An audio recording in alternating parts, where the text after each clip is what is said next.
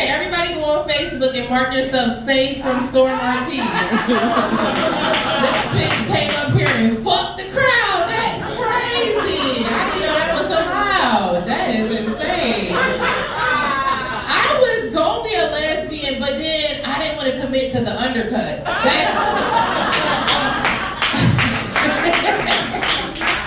Take 2 years to grow that out. That's a lie. Happy birthday, Marcus. I'm not like, I'll fuck you too, whatever. What's one more? You know what I mean? Like, what's one more? Yeah, new experience. And you do look tender. You really do. You look like you don't really just spread it open. I know what? The best compliment I ever got, I went for a wax one time and a girl, she was having a really hard time. Like it was really difficult for her and she was like, I'm just sorry, but your lips are just really tight. I was like, for real? Like, never heard that one, Bethany. I'm excited to be here in New York, the dirtiest little big city in the world. Ooh, the dirty ass city.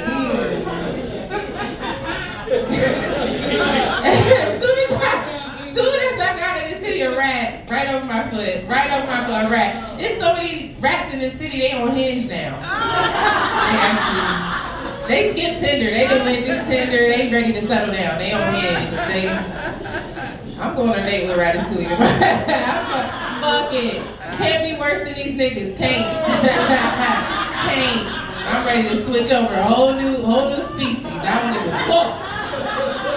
I'm done with it. Like she said, I am living in Atlanta. I'm not originally from Atlanta. So when I moved there, everybody in my family started sending me those Facebook posts, them human trafficking Facebook posts. Cause I don't know if y'all know, they say Atlanta is the human trafficking capital. Like that's something to be known for. I don't know, but they sent them to me, and I was like, oh my God, like they was just so worried about me being looking at me. They was worried about me being kidnapped, and I was like, oh my God, you think I'm cute enough to kidnap? What? Chill out.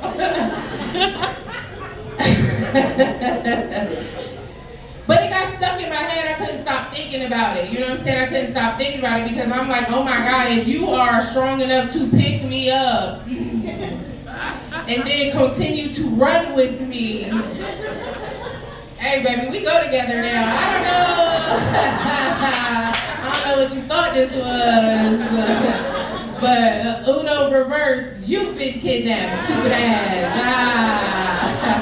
We go together, bitch. You're crazy as hell.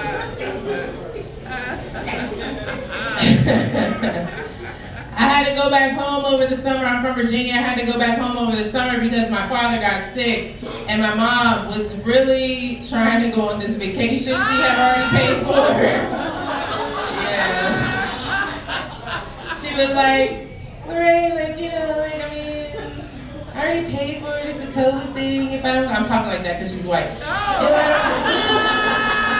don't, it's a COVID thing, I don't go, I'm gonna lose some money. I was like, oh, okay, you know, Mom, no problem. I can take care of it, I can handle this. You know what I mean? I'm a big girl, don't worry about it. Just send me some messages and let me know what I need to do when I get there, right? So I start getting all these text messages and I'm reading and I'm realizing, these are all about the dog. Every message was about how to take care of my mom's like $3,000 dog. You know what I mean? Like this is not a regular. This is not a rescue. Okay, this is a premium dog. A dog. It's not an organic dog. That's what I say. It's not organic. This is a petri dish dog that was made in a lab.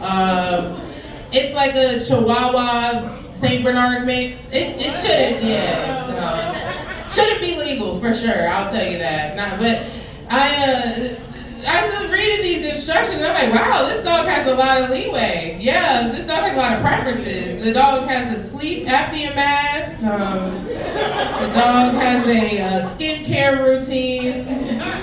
The dog has to go to sleep at dusk. Sundown, immediately.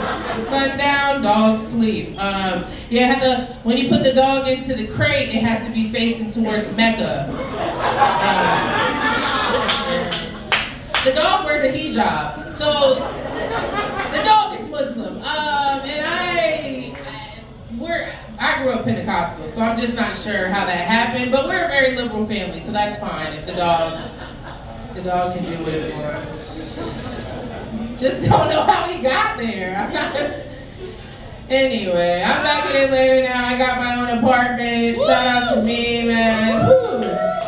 It's hard. Getting an apartment is harder than buying a house now. I swear to God, this shit is crazy. They want to know everything about you. They want one of your eggs. Or maybe that's just my complex. I don't know. That's normal. I don't want to say I live in the hood, but I will say, when I signed my lease, it did come with a steering wheel lock. I live right across the street from like a corner store, and there's like, whoa, so you already know what time it is. Yeah, it's scary. There's like 30 grown men that hang out in front of the corner store all day. And this is my thing. I don't like to make assumptions, but I think they sell drugs. I'm not sure. But this is my thing. Why in the hell would there ever be 30 drug dealers hanging out, chit-chatting, congregating? These are their buddy. This is your enemy. What are you doing? Shoot him! Simple business. 30 of these motherfuckers. That's insane. A lot of people would be, intimidated to walk past 30 grown men every day, but to me, they're very encouraging, okay? When I was moving in, I was, like a little squirrel collecting things off of Facebook Marketplace and shit, strapping them on the top of my car and coming in. And every time I would have some super heavy thing on the top of my car, I'd go past the corner store and be like, God damn, Shawty strong as fuck for real.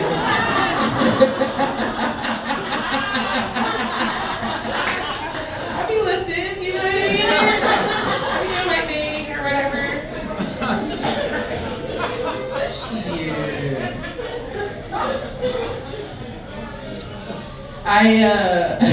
Like I was saying, I just moved into this apartment. I'm feeling myself.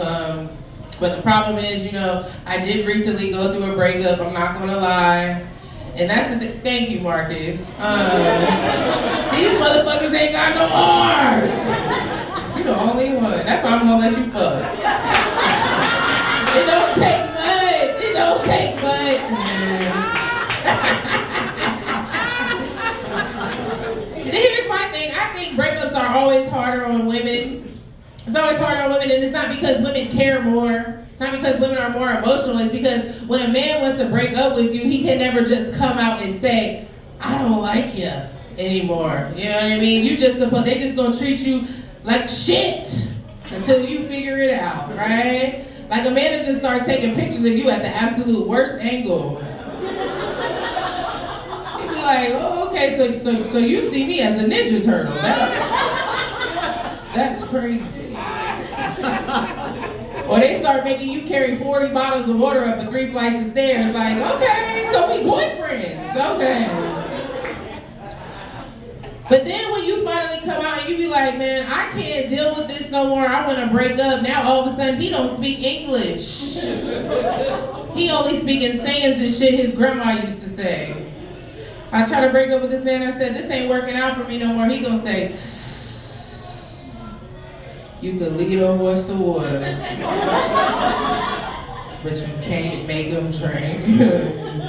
I said, oh yeah, I'm familiar with that saying, but what the fuck do that got to do with me breaking up with you right now? And also, who's the horse? Bitch, because I'm not no horse. You know who's the horse? Your mama's a horse. Went down to Mexico trying to be cheap, trying to get some veneers, got them chiclets in her mouth. Yeah, that bitch is a horse. Matter of fact, she ain't no horse, she's a jackass. Yeah. And she raised a jackass, so you and your mama can get the fuck up out my house, and you might not touch not one bottle of water, because I brought them up these stairs. I've been Latré. Thank y'all so